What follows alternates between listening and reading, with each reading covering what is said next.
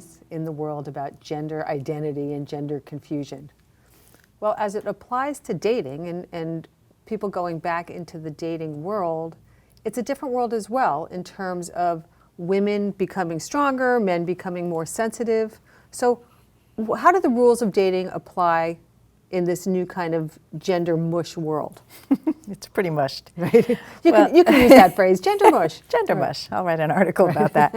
I think part of the issue is that hormonally, we're all changing at this age. So women's hormones, she's losing estrogen, men's testosterone levels change. So actually, hormonally, we're becoming more equal.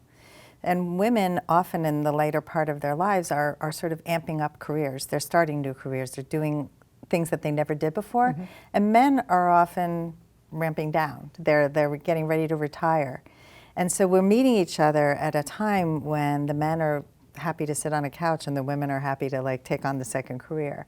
So I think it's important to look beyond that when you're connecting and making a true connection. So that's one issue. So how about roles with regard to dating? Like, is the traditional, he should ask you out, he should make all the first moves, at least for the first while until you get into your rhythm? Does that still hold true? So the jury's out on the who asks who out. I think a lot of men say they love it when a woman asks them out, and I think a lot of times it takes the hunt out, and men tend to be hunters. No matter where we are, no matter how many generations we are away from primal times, we still have, attraction is very hardwired within us. So I suggest that women are assertive. They green light men. They say, here I am, I'm interested in you. And then men can feel confident to ask them out. So one way women can do that is not to be passive in online dating. So Bumble is a great app for women because you have to make the first move. And it forces women to actually contact a man. And I recommend that women do that all the time. Even on the other Any sites, site. Match.com, any of yes. them. Right. Make the first move. Don't ask him out in that first email. Mm-hmm. Just tell him why you liked his profile and that you're interested in continuing the conversation. So that's pretty much it. It's like just give him the idea that you are interested so that he does. Because another issue at this age is that men have gone through a lot of rejection. They've been rejected asking women out on first dates. Maybe they asked a woman to marry them and got turned down.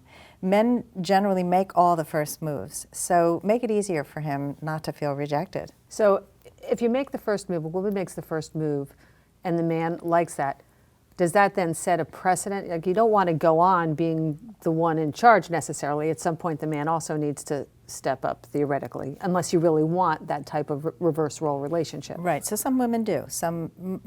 Most women don't, but some women do. Some women really like to keep that alpha role and date a more beta man.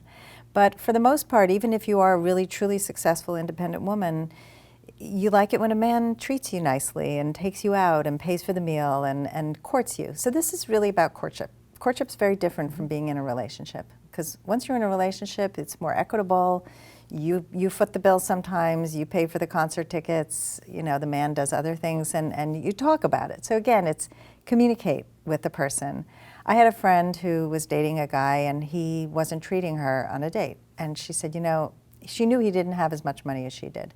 And she said, I don't really care where we go, I just really love it when a man takes care of me. So just to say it that kindly, just take me to McDonald's, I don't care, but not for her. But yeah, just let him know what you like. And and so a man feels comfortable, because we often are so confused. We were trying to guess and make assumptions, which is a really bad idea. All right, so women, you can assert yourselves, but not steamroll, I'll call it. And men, we still want to be courted. Yeah, and create the space. Right. If you're a woman, create the space for a man to show up. I think women are like, I got this. That's one of the worst things you can say to a man. He wants to carry your bag. No, I got this.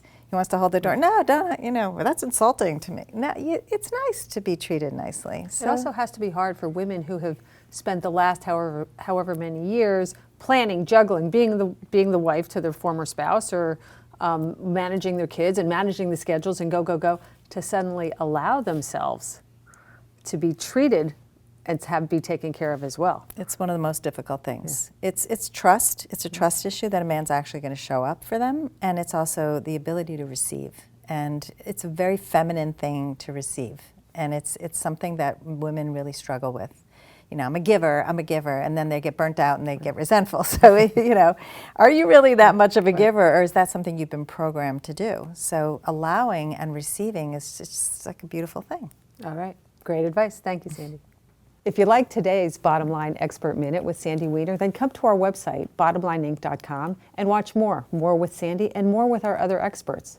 And what would be even better, share us. Share us on Facebook, share us on Twitter, share us on LinkedIn. Let everybody know about the great videos that we have for you with all the leading experts in health, life, and money.